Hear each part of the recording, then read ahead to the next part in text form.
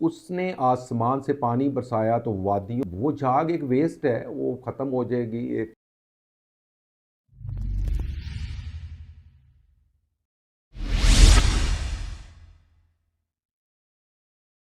بسم اللہ الرحمن الرحیم، نحمد و نصلی علی رسول الکریم۔ میں ڈاکٹر ہارون رشید ہوں، میں ایک ڈرماٹولوجسٹ ہوں۔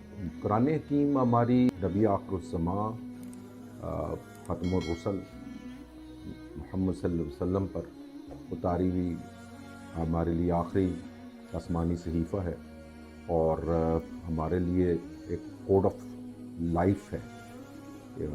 encompasses all the aspects of life of a Muslim in detail، اور اس کو پریکٹس کر کے نبی پاک صلی اللہ علیہ وسلم نے اپنی سنت سے ثابت کیا۔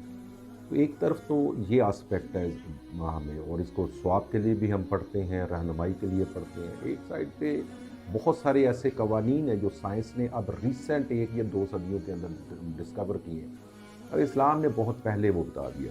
لاسٹ صدی میں ڈارون نے بات کی تھی سروائیول فار دی فٹسٹ، تو وہ ایک تحقیق تھی جو اس نے 2.5-3 سال میں کی، اور اس کے بعد اپنی وہ تھیوری پیش کی سروائیول فار دی فٹسٹ۔ تو جبکہ اگر قرآن کو غور سے دیکھا جائے اور اس پہ پونڈرنگ پوائنٹ آف ویو سے، اور اس کو سوچنے کے سائنسی انداز میں بھی سوچا جائے، تو وہاں پہ بہت سارے اشارے آپ کو ایسے مل جاتے ہیں کہ یہ جو چیزیں ہم آج ڈسکور کر رہے ہیں، یہ 1400 سال پہلے نبی پاک صلی اللہ علیہ وسلم پر جب جو صحیفہ اترا ہے اس میں آلریڈی موجود ہے۔ تو آج میں آپ کی خدمت میں پیش کر رہا ہوں سورہ رعد ہے، اور اس کا 17 نمبر آیت ہے، اس کا ترجمہ۔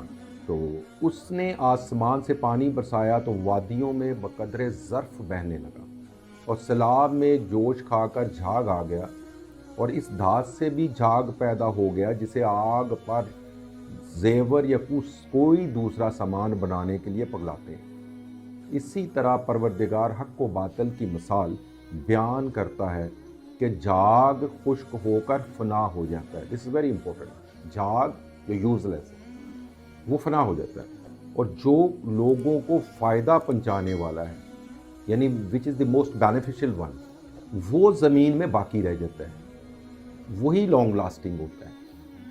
اور خدا اسی طرح مثالیں بیان کرتا ہے۔ تو اب اس میں جو جھاگ کا اللہ پاک نے کہا ہے، تو وہ جھاگ ایک ویسٹ ہے، وہ ختم ہو جائے گی، ایک ایسی سپیشیز ہے، ایک ایسی کریچر ہے جو کہ یوز لیس ہو گئی ہے with the passage of time, اور وہ ختم ہو جائے گی الٹیمیٹلی، جو ڈارون نے بھی کہا تھا۔